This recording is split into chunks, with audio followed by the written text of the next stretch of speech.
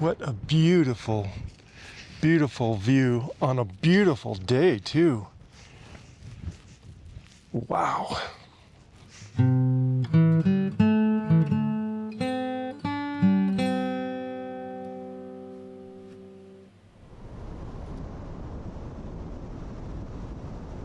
Hey guys, Randy here, and welcome aboard the Seabee Traveler channel. Alright, we are in Iowa right now, pretty close to Dexter, Iowa. Actually, it's about 2 o'clock in the afternoon. I left Tomahawk, Wisconsin from a reunion I was at with my old Navy buddies, and one of them needed a ride down to the Madison airport, so I volunteered, and from there I just started heading west, because my goal is to get to Colorado Springs, or at least as far as I can tonight. I'll probably just find some place to sleep for a couple hours. But yeah, we had a great time. We did some stuff that I didn't show on last week's video, but I just wanted to get a quick video, a quick clip. I'm just kind of showing you some of the highlights of what we did. It's a great time. There's lots to do in Tomahawk. If you didn't see my last video, yeah, it was a really cool time. Front row seats at the ski show, hands in the air, can't wipe off this grin. Tomahawk nights, let the fun begin. Living it up in Tomahawk tonight, fishing all day till the stars shine bright. Water ski show with the crowd cheering loud, side by sides rolling, kicking up clouds. Yeah, we're singing this song all day long. Tomahawk, good time, can't go wrong.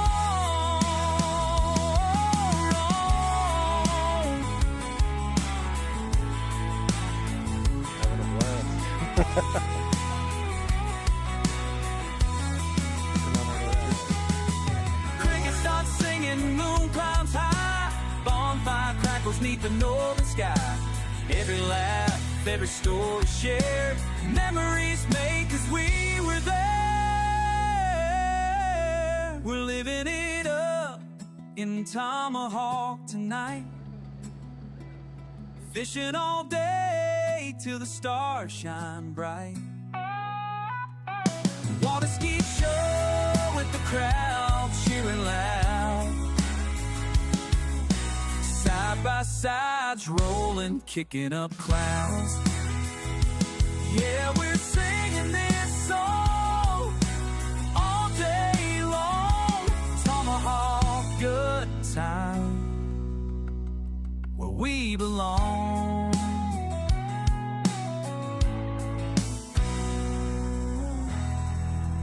There you go. We had a great time. It's always fun hanging out with these guys. But yeah, my goal is to get to Colorado Springs and then head up to Pikes Peak. I have never been there, and I'm excited to get up there. But that's a ways away. I mentioned before, it's like 2 o'clock in the afternoon, so I'm just going to drive as far as I can. Yep, here's the outskirts of Dexter. And it's truthfully, I'm going to get on the freeways. As beautiful as the country is here, I mean, this is just gorgeous. There's white puffy clouds and these beautiful greens. It looks like they grow a lot of corn here, and maybe soybeans. I'm sure there's some other stuff I can't think of, but just look how pretty this little town is. I think when I think of like a Midwestern town, and this is what I think of. There's nice manicured lawns, everything's nice and green. Water tower in town. Oh, look at this, is a pretty cool building here. A church. But anyways, we're gonna probably just go straight through here, get into Stewart, and then jump on the 80, and then from there I'm gonna get down to the 70. So Yes, not going to be much to see, so I will see you in the morning. Well, good morning. We have made it to Colorado Springs. You can see our final destination, Pikes Peak. It's about 14,000 feet up there. So I'm expecting it to be quite a bit cooler. But yeah, you can see, actually even see the tundra line. You're gonna get up so high, trees can't grow. There's, from what I hear, there's some like lakes along the way, and I've never been there before. I actually, it was probably summer of 92, 93. I lived here for a little bit. The airport was extending some runways. So I worked for a company that poured runways and spent a summer here. And then actually, believe it or not, I went up to Denver with the same company, and when they were building the Denver International Airport, way out there in the middle of nowhere at the time, all the runways and the concourse areas around the terminals. Yeah, I helped pour those. Big old machine. We poured about 5,000 cubic yards of concrete a day. That was some amazing stuff. Big old machines that pour like 20 feet across, about 18 inches deep, something like that. Very interesting stuff. But yeah, it was a good time. I liked my time here. I actually had some family that had a place, actually it's at the base of Pikes Peak, and I never, the whole summer, never made it up there. I was so busy working at the airport, sometimes 6-7 days a week. But yeah, that's why I'm looking forward to getting up there. A clear blue sky, so couldn't ask for better conditions. All we need is a place to be and a few good friends for some company. If you'd like to stay, you don't have to leave. We'll leave the lights on and the door unlocked. If you drop on by, you don't have to knock. We're happy to share whatever we've got.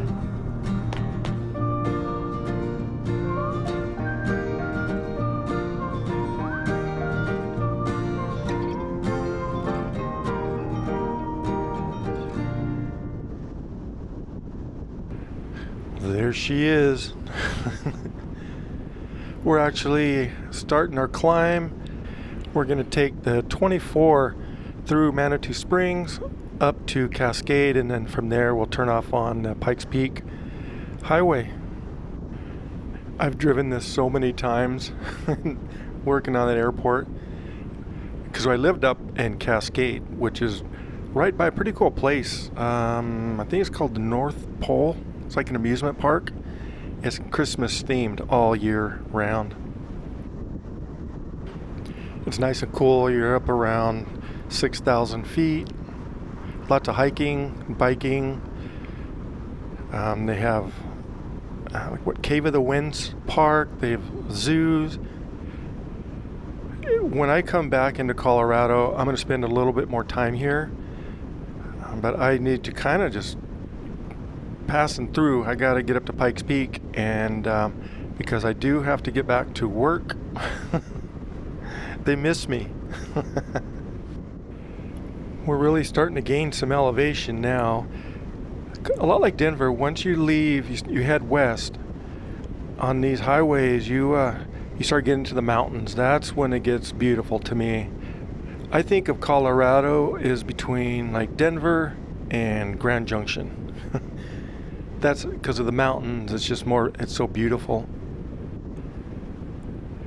My first winter here, we were in an RV park. I had a travel trailer that I traveled around in. We'd go to RV parks wherever the jobs were.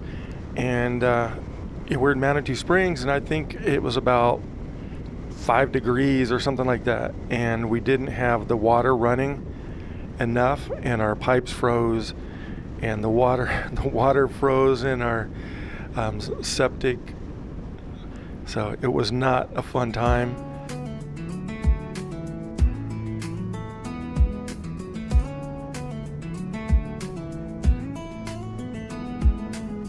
Got a cooler in the back and the windows down. Old guitar, ride a shotgun as we leave this town. Cool breeze whipping through my flannel sleeve. A mountain road's calling and I ain't gonna leave. No destination, just a full tank ride. That sun hanging low and the world open wide. We're rolling high on a mountain line. Radio up and we're feeling fine. Wheels turn slow on a winding climb. Freedom in the air and we're taking our time. Sky so blue and the pines so tall. Yeah, we're singing like we got it all. On a clear, cool day in the sweet July. Yeah, we're rolling high. Boots on the dash and a smile on my face. Every mile feels like a brand new place. That creek runs wild like a country song. We're chasing daylight all day long. No rush, no clocks, just a ridge and a view. With the beat in my chest and the road running true.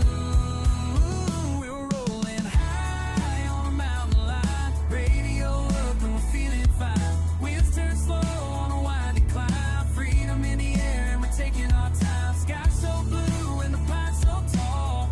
Yeah, we're singing like we got it all. On a clear, cool day in the sweet July.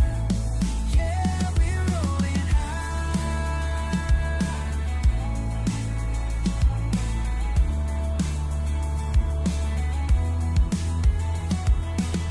Maybe life's just a two-lane dream with a little dust and a full tank lean. We ain't looking back, we just ride that breeze. Let the road write the memories. We're rolling high on a mountain line. Radio up and we're feeling fine. Sunset gold as the stars align. Hearts wide open and the stars in time. Sky so blue and the pines so tall. Yeah, we're singing like we got it all. On a clear, cool day in the sweet July. Yeah, we're rolling high. Oh, rolling high. Oh, rolling high.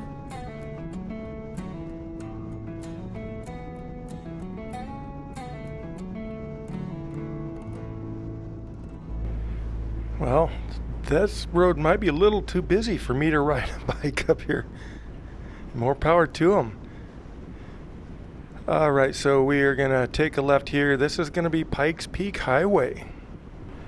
And I'm kind of interested to see how much it's changed. I mean, there wasn't room for a lot of change. It's mostly residential, if I remember right. And there's just a couple businesses down here.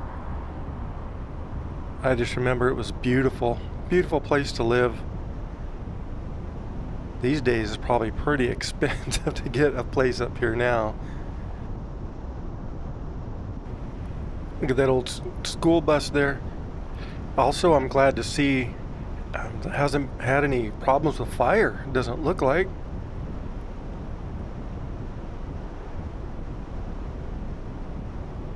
Well, there's a little bit more businesses than I thought there were, than I remembered. But just up here, we're gonna make a little fork. At this fork, we're gonna make a left. And it's amazing how much you can kind of remember. 30-mile-an-hour speed limit.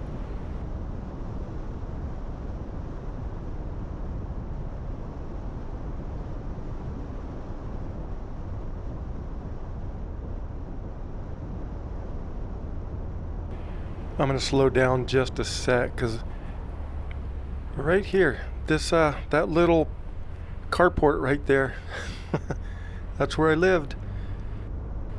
And whoever owns it now, man, that has not changed at all. All right. Well, just can't be too far up here is that amusement park that I was telling you about that is Christmas themed all year round. Is called the North Pole.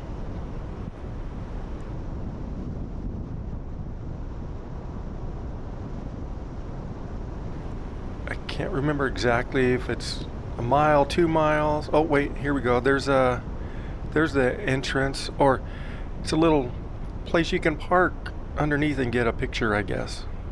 Driving into the North Pole. Look at that.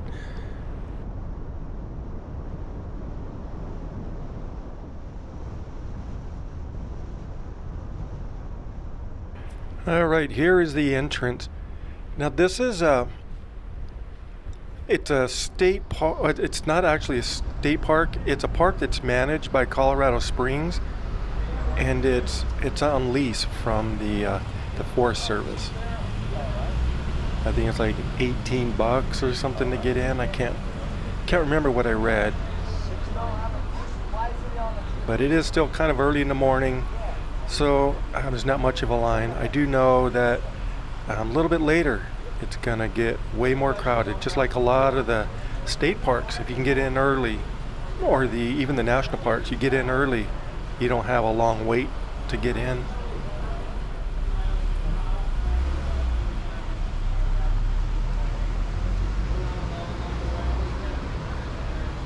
Hey, how are you? Good, good. Yeah.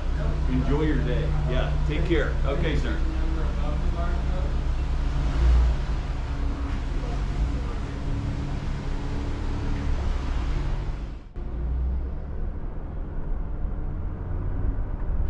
All right, we are on our way to the top of Pikes Peak, America's Mountain.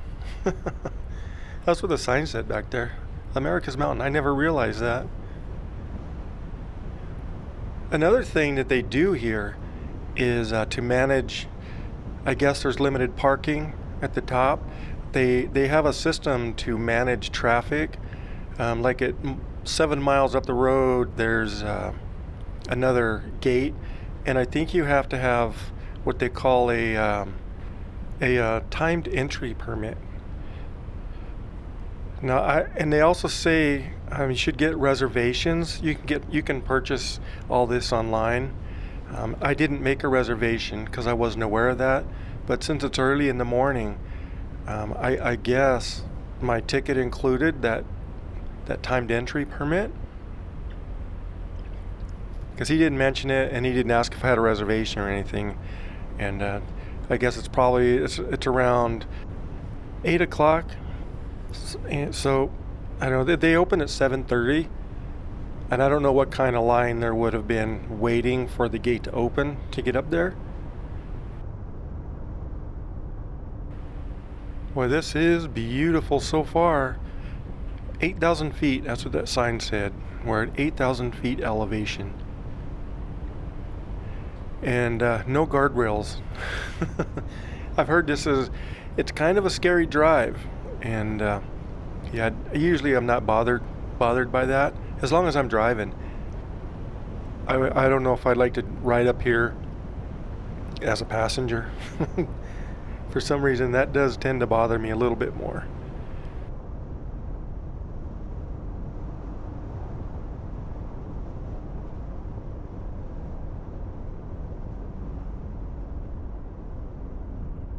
Oh, I see. I suppose there's quite a bit of this. I know, boy, that high elevation, that would kill me. But I know they do have bike races. I've been to, there's one over by Denver. They went from like 7,000 feet up to, it's probably, 14,000 feet. And it was in early July. And believe it or not, we were up there and actually got snowed on. It was so cold up there. And they actually told the riders, some of them were in shorts, they said you're going to want to maybe put some, like, I think nylons, or some of them put like a grease type material on their legs to keep the wind. Because they said it's warm here, but when you get up towards the top, it gets pretty cold up there. So, and I believe it. Oh, see, here's another one.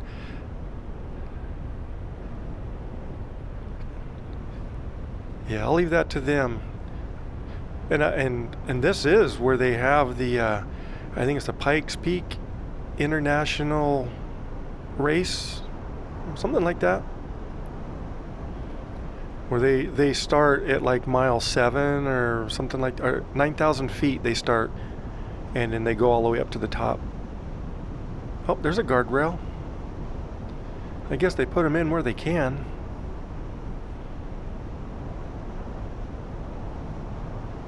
But I couldn't imagine this road in racing. No way. There's no way. They have motorcycles, and they have like rally cars, and they've actually had some fatalities, and they still do the race. I had to check to see if they did the race, so I found out they still have it. It's in, I think, June, middle of June, and it's professional races only now. It used to be like a training. People would train racing coming up here, but when the company that owns it now, PPICH, something like that, when they purchased it, they made it so that only professionals can race. There's a nice pullover. So if you're a professional and you want to race, yeah, come on up.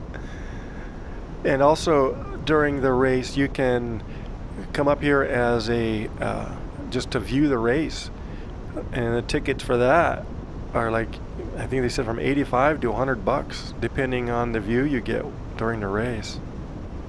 So that'll be exciting to see, you know, how much room they have up there to sit and watch the racers go by. All right, we are coming up to Crystal Creek Reservoir. This dam was built in, this dam, Earth Dam, was built in like 1935. That's when this reservoir was created. It's also this is a drinking water source for Colorado Springs. So you can fish here. They stock it with a variety of trout, but you cannot swim in there. Swimming is prohibited. And also, if you're going to fish, you can only use electric motors, no gas motors. And then to get up there, though, you have to have your fishing license, and then you have to pay the fee. So imagine if you're going to fish a lot up there, you probably get an annual pass, something like that. And it's actually a little bit low right now, but the water company is slowly building up the reservoir again. I have to say, I'm a little bit surprised at how flat it's been right here.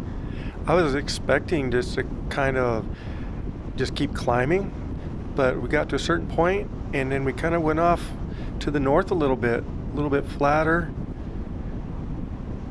And it's only it's like 18 miles, 19 miles, but it does have like 156 curves on this. You can see all the curves on it.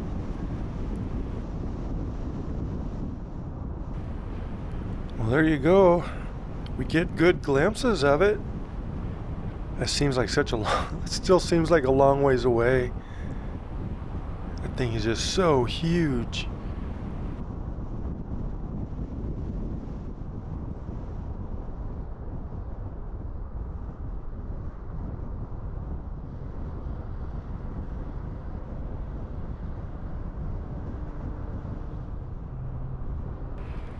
You can see it's starting to, the trees are starting to thin out a little bit, and getting a little bit smaller too as we climb an elevation and get a little bit closer to that tundra line. So look how beautiful that looks. Still looks pretty. How are we going to get up there?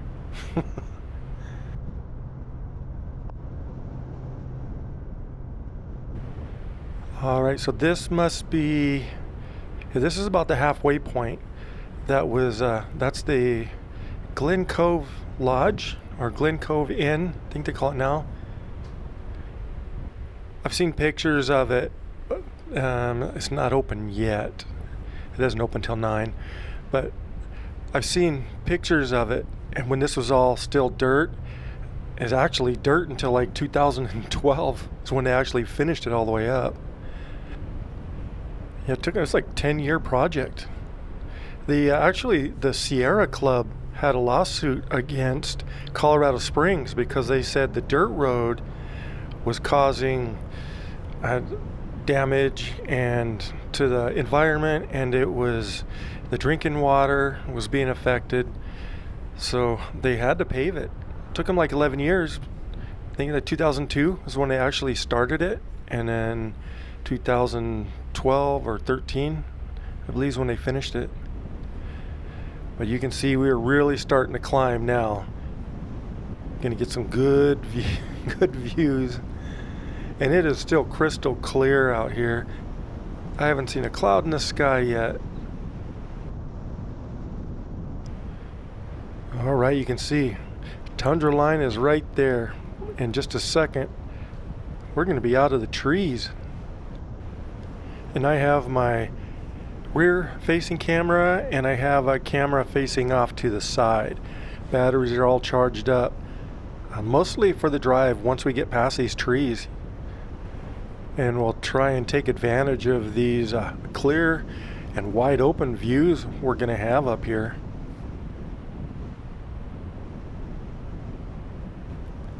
Well, I think I'm going to take a couple minutes and just relax and enjoy the views.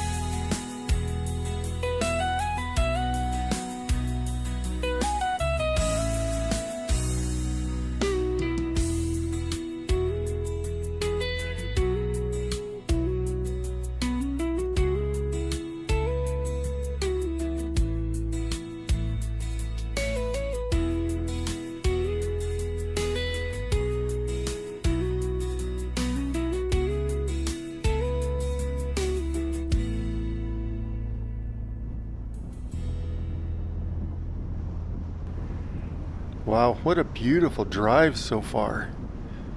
And it looks like this is a parking area. I do see a lot of people getting out. I think it's kind of like a trailhead, because over to our left, it's hard for you to see, but there's a trail that goes off over the hill, and then down to the right, it's the same thing. Boy, some amazing views. You know, some of those places, when you're in a truck that's kind of elevated a little bit, it's a little bit scary even. And I don't get nervous when I'm driving, but man, when you can't see how far away you are from the edge, you just have a little bit of, look at that view. Wow, look at that view. Just amazing. It kind of makes you feel like you might be up in the Scottish Highlands or something. But man, back there, you had very little shoulder room, and you can't see over your hood to see how close you are to the edge. Like there's more people hiking up. Looks like they might be going up to the top.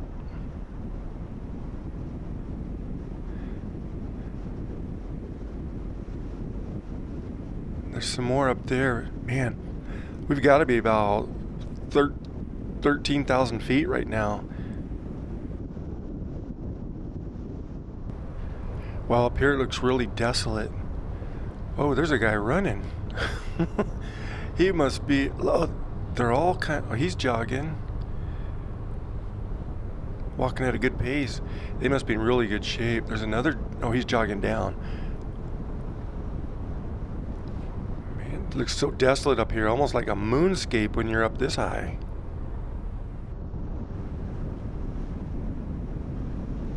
I see some, looks like there's some sheep up here. Yep, there they are, they're crossing. Those are Rocky Mountain bighorn sheep.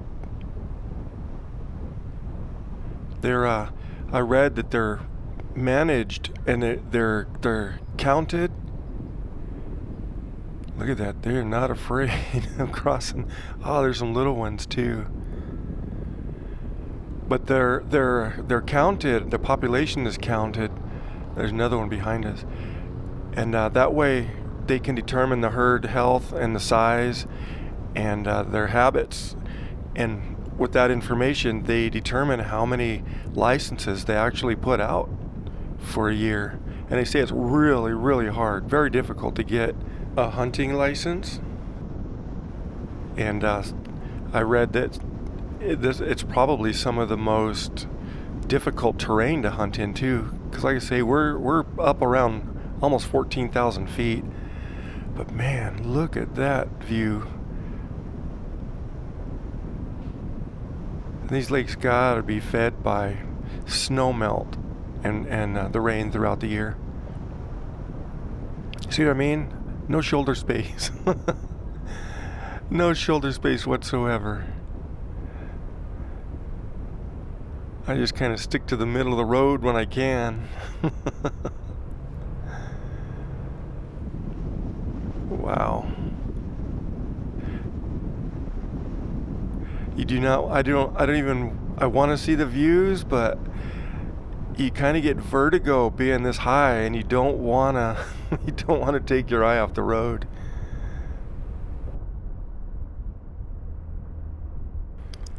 All right, we have made it to the top.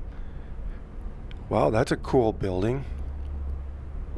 I wasn't sure what to expect up here. There's not too many people up here though. Another benefit of getting up here early. That's a really cool visitor center. We'll have to come back and take a look at that.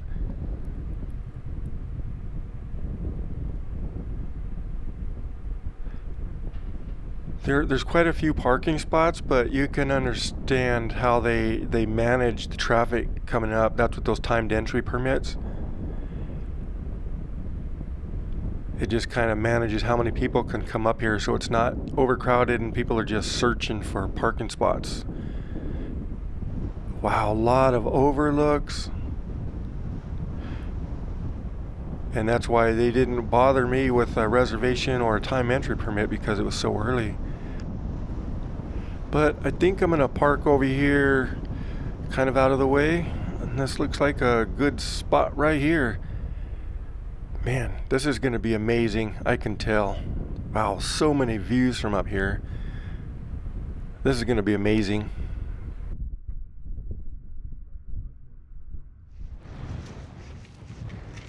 Wow.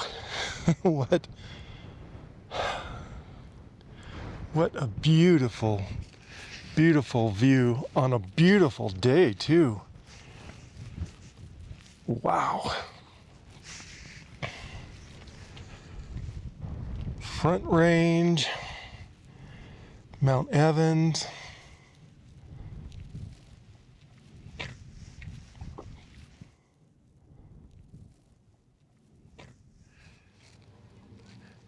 This is just amazing.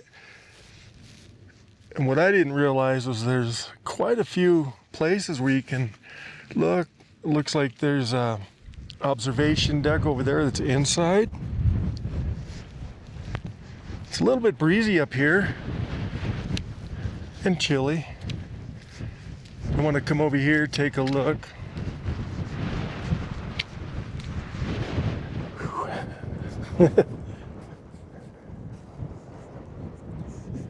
14,000. Oh, here's the marker too.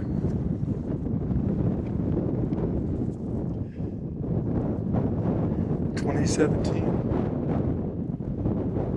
14,115 feet. Wow, and I gotta tell you, this high, I'm out of breath. And you saw on your way up, those people that were trying to block the wind a little bit. Those people that were hiking up here.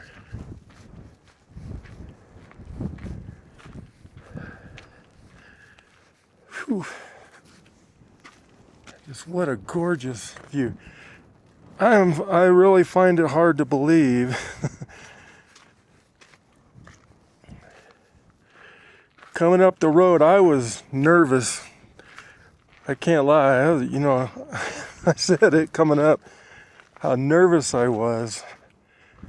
And I don't usually get nervous driving up roads. But man, this...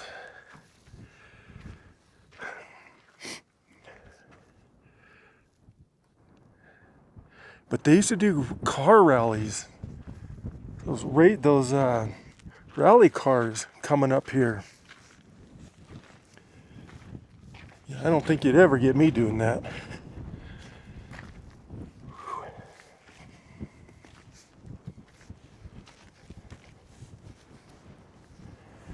Be back over here. All right, here's a summit complex orientation map. Interpretive stop, Arkansas River, reservoirs, Florissant and Woodland Park. So this is where we are here. And we'll go over to that orientation or site orientation. Check out that visitor center up here. Ooh. A trolley or a shuttle that comes up here. Just got here, so it's pretty crowded over there. Wow, look at all those people.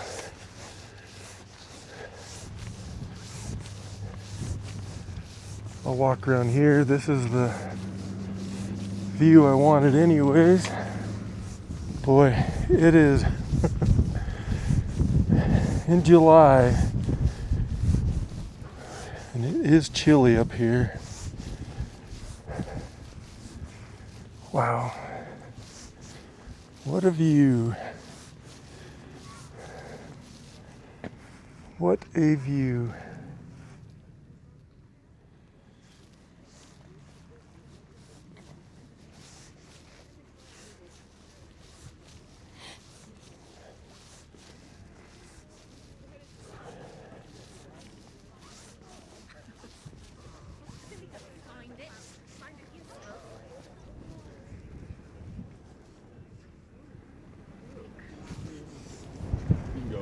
You don't have to go down.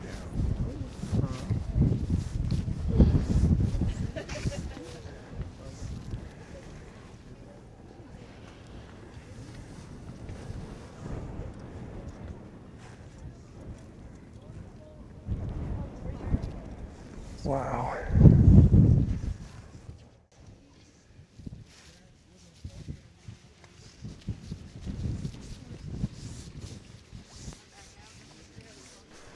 All right, well, I think we'll go check out this area by the tram. Boy, you can really see how many people are down here now.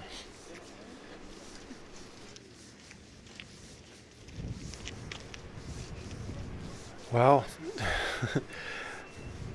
I'm glad I have my jacket. You can see everybody's got their jackets on. And I did carry mine, but I didn't expect it to be this chilly up here. Maybe with the wind chill. Wow, just look at this view.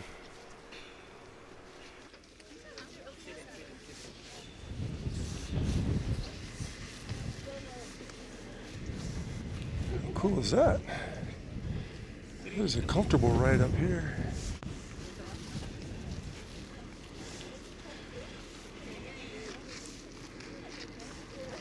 So if you go down these stairs, you can wander off a little bit. And there's Colorado Springs way down there.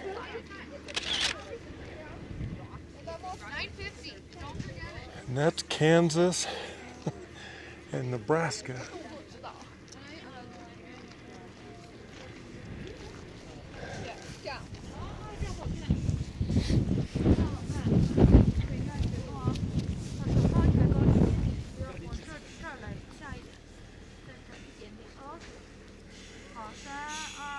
I do have to admit, I get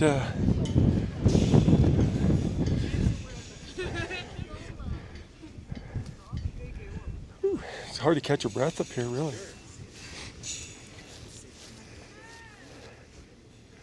There's 1, 2, 3, 4, 5 lakes that I saw at least up here.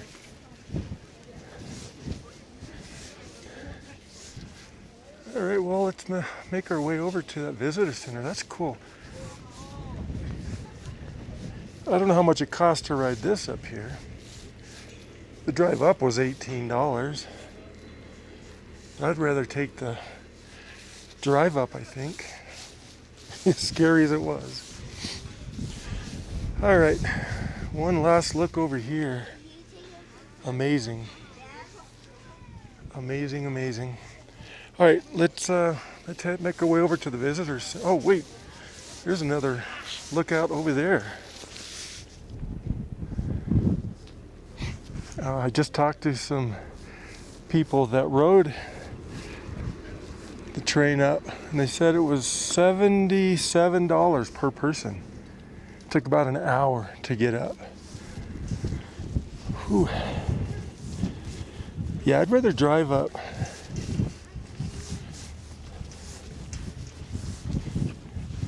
Front Range Corridor. Before arrival of pioneers, the eastern foothills of the Rocky Mountains were occupied by the Arapaho, Cheyenne, and Ute peoples.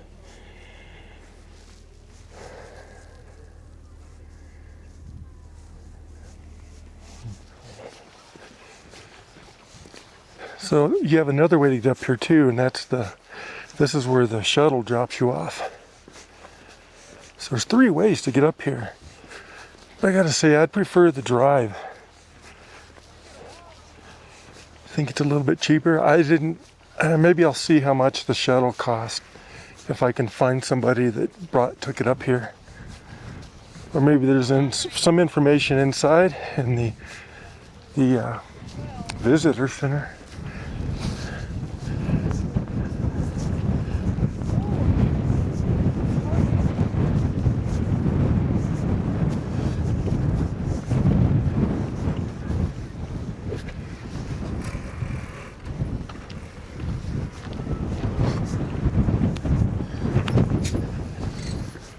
Oh, wow. Look at that. Some sort of old structure over there. Check that out. We'll have to go down there.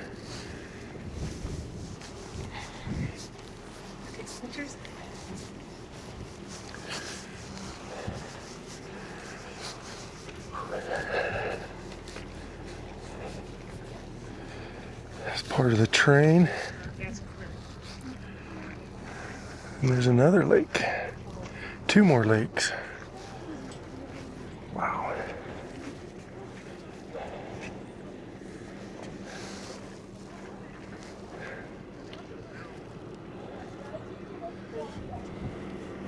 Yeah, we'll take a stroll down there. There's some more storyboards. All right.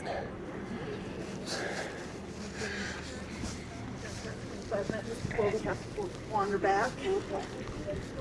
And I would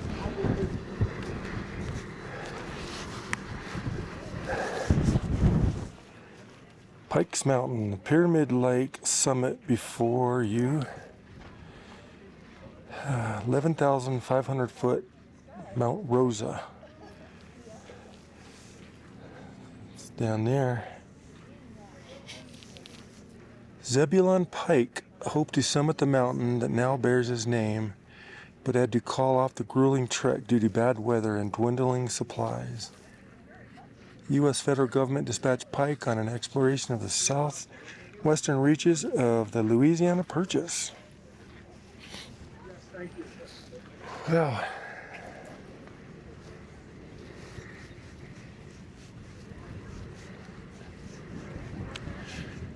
all right, let's go take a look inside, and then we'll go check out that structure, see what that was.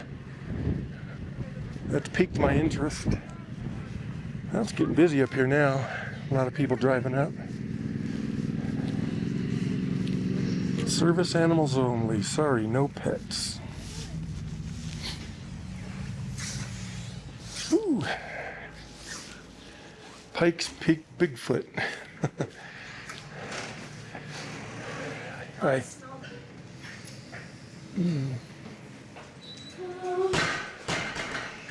thank you.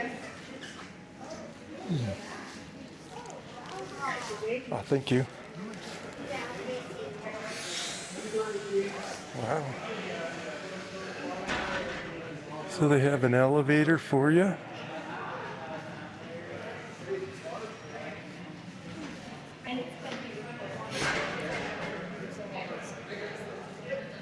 Oh, there's some exhibits down here. I don't want to walk up these stairs. Oh man. Let's go check that out. Looks like there's two elevators.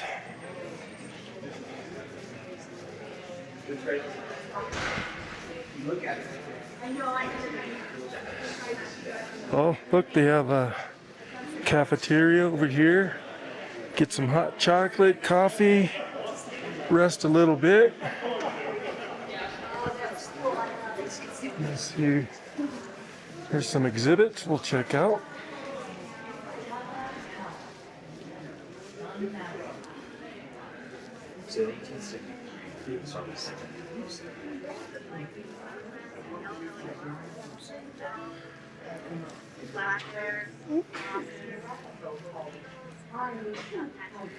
Imagine, yeah, they come up here and U.S. Army. Test your fitness up here. I couldn't imagine hiking up here. Oh, here, Broadmoor Pikes Peak International Hill Climb. There's no way. Look at that. It's paved now, but just imagine sliding around those corners.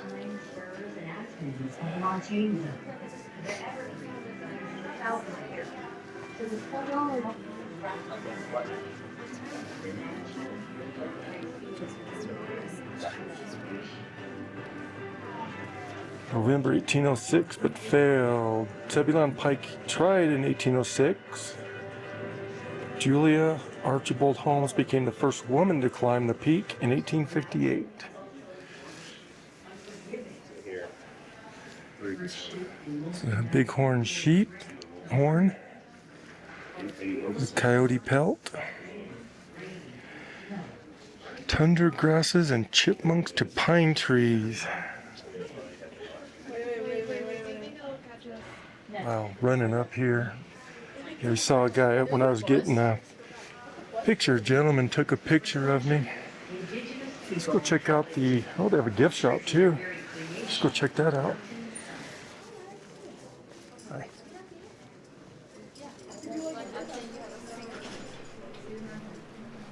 Helen Hunt Falls. But you can see they have a lot of their merchandise, shirts, pins, keychains. Well, some pretty nice shirts over here. Button-up shirts. Got your hats. Refrigerator magnets. Bigfoot keychains. You gotta have those. Wow, there's a big assortment. Got some backpacks. You have a big assortment up here.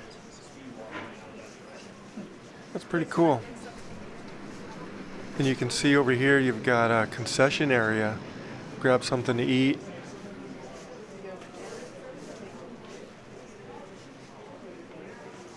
Oh yeah, mugs. A whole variety of different type of cups and but anyways, Pikes Peak. Elevation 14,115 feet. Little stuffed animals, Bigfoot stuffed animals. Alright, let's here's another view of the cafeteria area. That thing is big, it's huge, look at that. Lots of room. They must get a lot of people up here. I did notice as we came in that the parking lot was starting to fill up.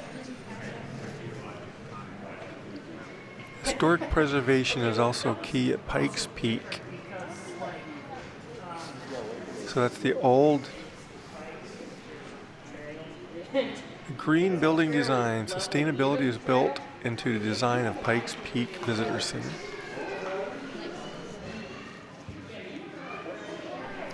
More information on Zebulon Pike. Some more exploring he did.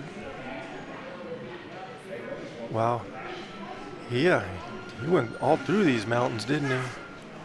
Attention to the environment. The team responsible for Pikes Peak Summit Visitor Center strove to keep the mountain pristine. Alright, well, excuse me. That's the stairs to get back out the way we came in. But, wow, look at all the people coming in. I'll bet another tram came in.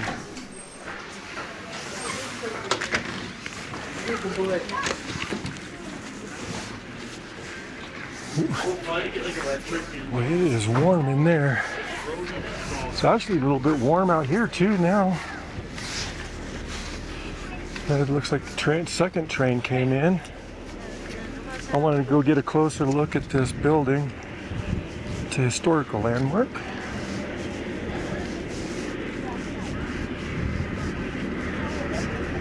Wow, it does get busy up here. Boy, that sun is just in the wrong spot, isn't it?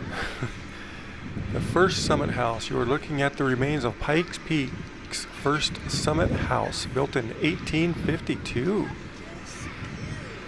Wow, look at that. Visitors pose outside the summit house in 1891. And it explains a little bit on how it changed over time. It's kind of like the first visitor center. Wow, and then you could even, while you're up here, you could even telegraph to let them know about your trip to the peak. Oh, look at that. From that Pikes Peak Cog Railway, seen here in the 40s, to that. What a difference.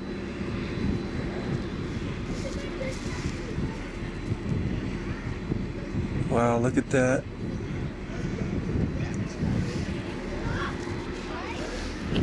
Look at this, you've got, it's 1938.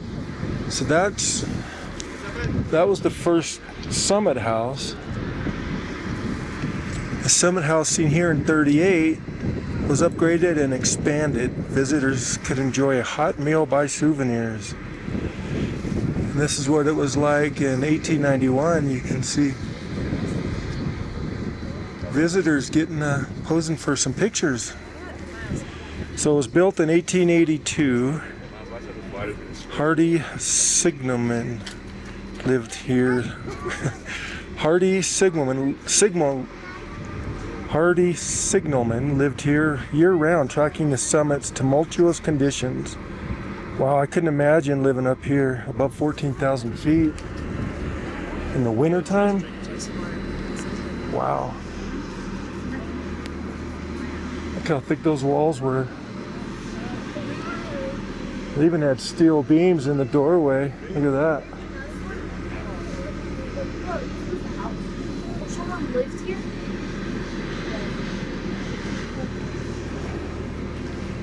That old pail.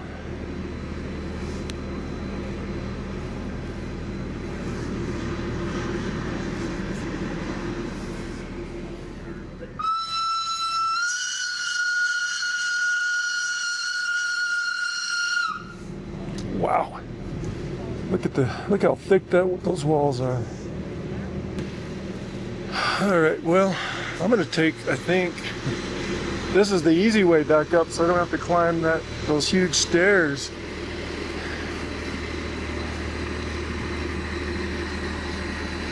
That would be a fun trip up, I think.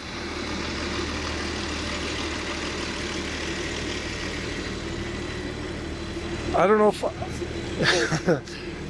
I was nervous enough driving, and when I'm a passenger in a vehicle, it's a little bit worse for me. I'd rather drive than be a passenger coming up here.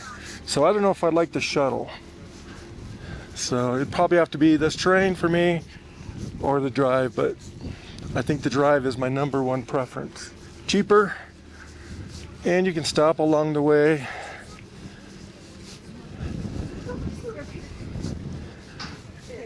And plus, if you're up here on a train, you got a time.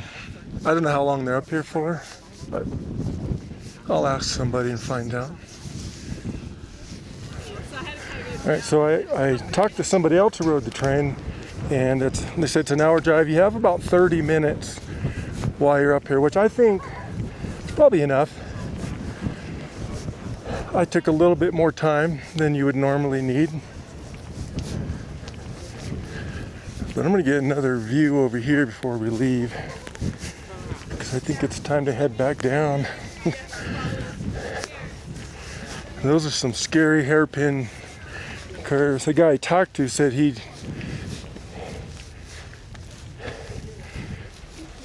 said he rode up here once before and he's taken the train. He didn't like the ride up, so he'd rather pay the little bit extra money.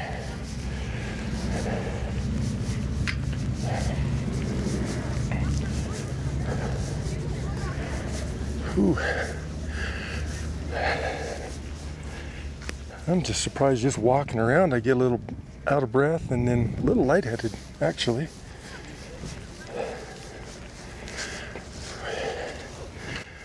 One more gorgeous view. So there's 1, 2, 3, 4, 5, 6, about 7 or 8 lakes up here. All right. Truck's just right there. So I think we're gonna head out. All right, that is gonna do it from Pikes Peak. What an amazing place. Didn't know quite what to expect, and I was very pleasantly surprised. But anyways, I'm gonna sign off, and just remember, never say goodbye, always see you later.